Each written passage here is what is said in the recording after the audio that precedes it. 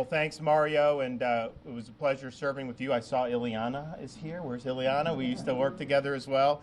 And you always knew when there was fights for freedom, the people in South Florida were always going to be on the side of those seeking to fight authoritarian regimes and to fight Marxism and Leninism.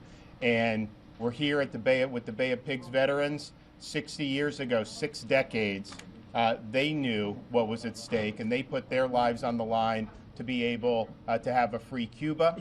They understood what a Marxist dictatorship would mean, and it's meant exactly what they understood: decades of repression and misery that has dominated that island.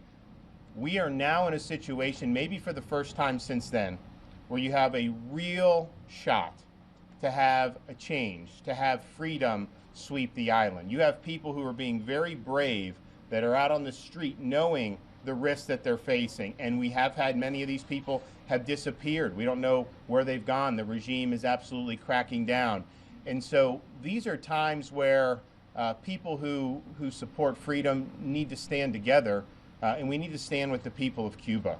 A free Cuba would be in the interest of the United States of America. I mean, if you want influence of the Communist Party of China in the Western Hemisphere and Russia, then support the regime in Havana, because they want every nefarious influence around the world comes through there. If you want no Chinese influence, you don't want Russian influence, then you should want a free Cuba. If you want to have a good Western Hemisphere and not have all these problems in places like Venezuela and Nicaragua, then you should want to see a change in the regime in Havana, because Havana has for decades spawned all kinds of disruptions and oppression throughout the Western Hemisphere.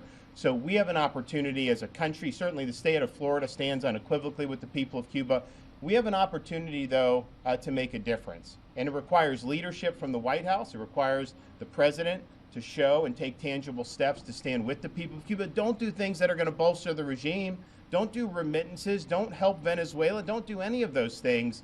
Stand with these freedom fighters. I called immediately for internet to be restored, to have the United States take the lead. That has not happened yet.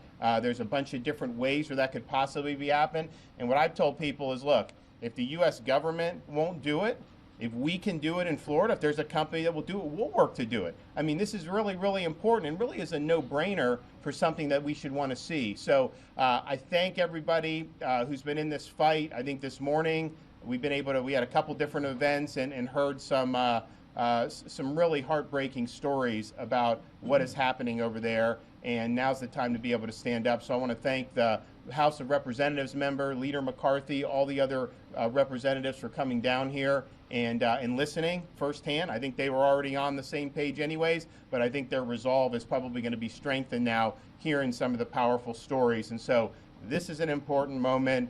This is a critical time. We need leadership, and we need it now. Thank you. Thank you.